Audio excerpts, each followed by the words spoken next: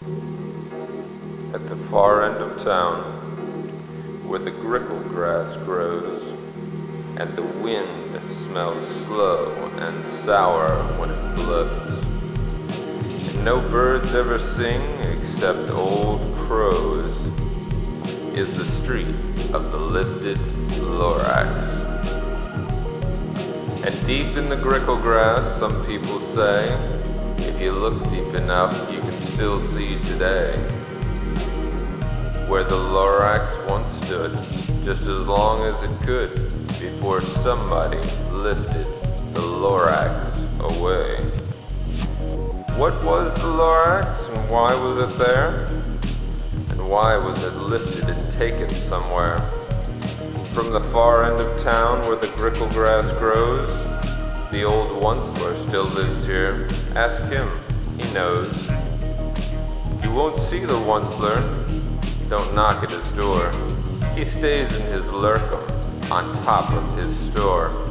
He lurks in his lurkum, cold under the roof, where he makes his own clothes out of mist-muffered hoof. And on special dank midnights in August he peeks out of the shutters, and sometimes he speaks and tells how the Lorax was lifted away.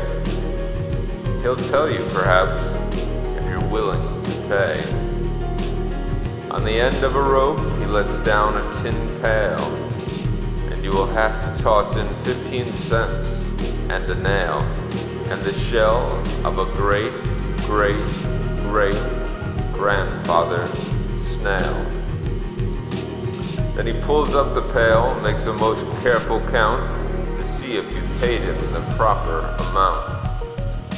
Then he hides what you paid him away in his snub, his secret strange hole in his groovulous glove.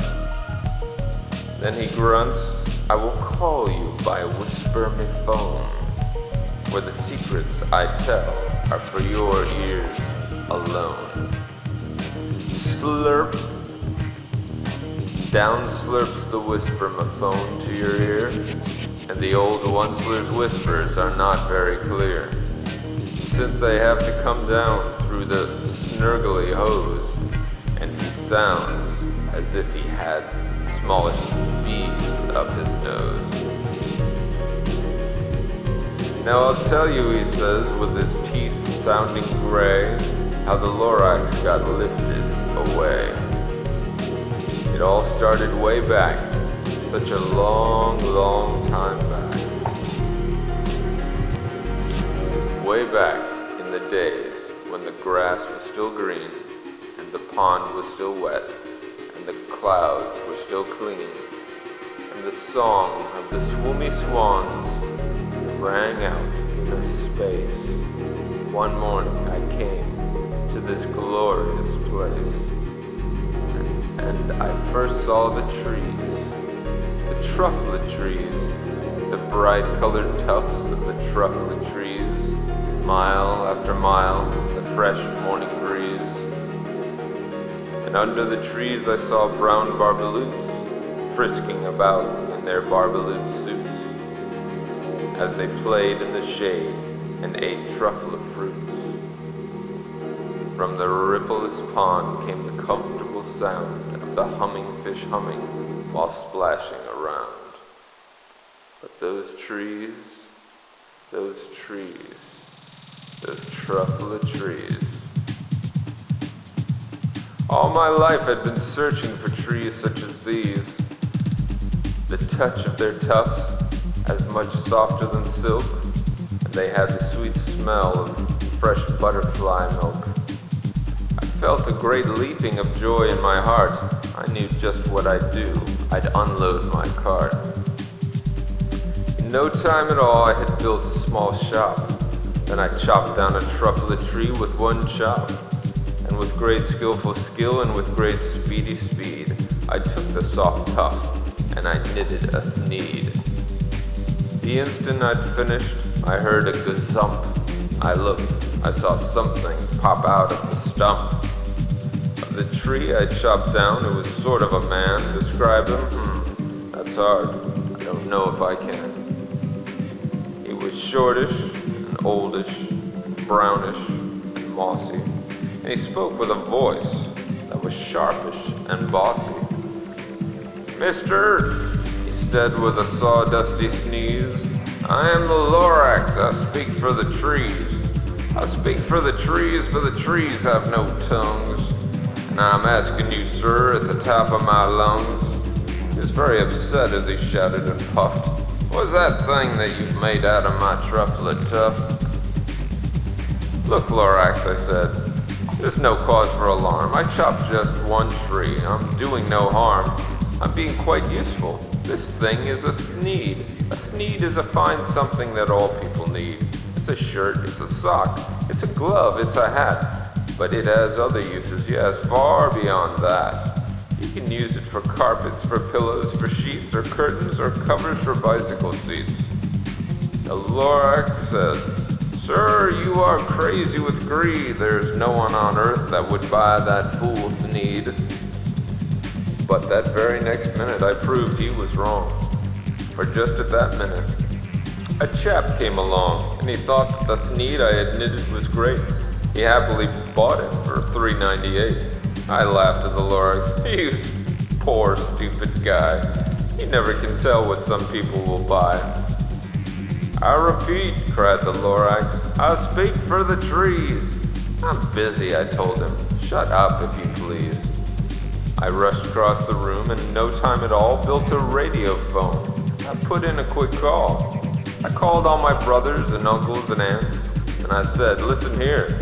Here's a wonderful chance for the whole Onceler family to get mighty rich. Get over here fast. Take the road to North Nitch. Left at Weehawken, sharp right at South Stitch." And in no time at all, in the factory I built, the whole Onceler family was working full tilt. We were all knitting needs, just as busy as bees, to the sound of the chopping of trufflet trees. Then, oh baby, oh, how my business did grow. Now chopping one tree at a time was too slow. So I quickly invented my super axe hacker, which whacked off 4 trufflet trees in one smacker. We were making sneeds 4 times as fast as before, and that Lorax, he didn't show up anymore. But the next week, he knocked on my new office door. He snapped, "I'm the Lorax who speaks for the trees, which you seem to be chopping as fast as you please. But I'm also in charge of the brown barbaloots, who played in the shade in their barbaloot suits, and happily lived eating truffle fruits. Now, thanks to your hacking my trees to the ground, there's not enough truffle fruits to go round. And my poor barbaloots are all getting the crummies, because they have gas and no food in their tummies. They loved living here, but I can't let them stay. They'll have to find food, and I hope that they may. Good luck, boys," he cried, and he sent them away. I, the Onceler, felt sad as I watched them all go, but business is business, and business must grow, regardless of crummies and tummies, you know. I meant no harm, I most truly did not, but I had to grow bigger, so bigger I got. I biggered my factory, I biggered my roads, I biggered my wagons, I biggered the loads.